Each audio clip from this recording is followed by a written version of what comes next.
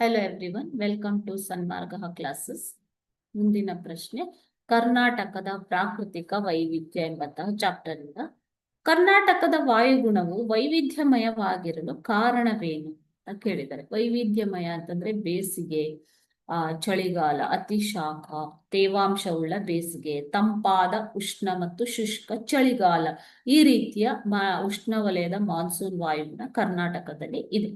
So ಈ ವೈವಿಧ್ಯತೆಗೆ ಕಾರಣವೇನು? ಇದು ಒಂದು ಭೂಸ್ವರೂಪ, ಕರ್ನಾಟಕದ ಭೂಸ್ವರೂಪವು ಒಂದು ಕಾರಣ. ಇಲ್ಲಿ ಬೆಳೆಯುವಂತಹ ಸಸ್ಯವರ್ಗ, ಮಾನ್ಸೂನ್ ಮಾರುತದ ಪ್ರಭಾವ, ಓಕೆನಾ, ಹಾಗೂ ಭೌಗೋಳಿಕ ಸ್ಥಾನ. ಕರ್ನಾಟಕವು ದಕ್ಷಿಣ ಭಾಗದಲ್ಲಿದೆ, ಭಾರತದ ದಕ್ಷಿಣ ಭಾಗದಲ್ಲಿದೆ ಅಲ್ವಾ. ಸೊ ಇದರ ಜೊತೆಗೆ ಸಮುದ್ರ ಸಾಮೀಪ್ಯವಿರುವಂಥದ್ದು, ಓಕೆನಾ, ಸಮುದ್ರ ಸಾಮೀಪ್ಯ ಇರುವಂಥದ್ದು. ಸೊ ಈ ಎಲ್ಲ ಕಾರಣಗಳಿಂದಾಗಿ ಕರ್ನಾಟಕದಲ್ಲಿ ವೈವಿಧ್ಯಮಯ ವಾತಾವರಣವಿದೆ, ಓಕೆನಾ.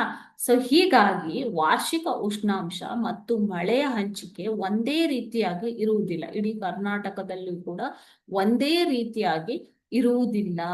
ವಾರ್ಷಿಕ ಮಳೆ ಮತ್ತು ಮಳೆಯ ಹಂಚಿಕೆ ಮತ್ತು ಉಷ್ಣಾಂಶ ಎರಡೂ ಕೂಡ ಒಂದೇ ರೀತಿಯಾಗಿ ಇರುವುದಿಲ್ಲ, ಓಕೆನಾ. Thank you.